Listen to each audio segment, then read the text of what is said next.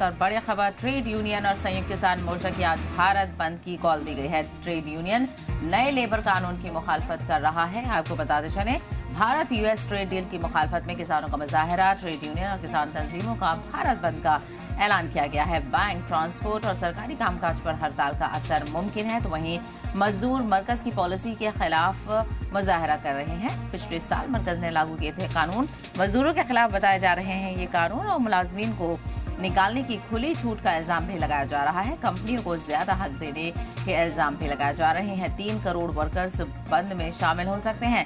Bank, transport service पर इसका पूरा असर होगा, ये मुतासिर हो सकती हैं सर्विसेज, तो वहीं सरकारी दफ्तर में काम ठप भी हो सकता है।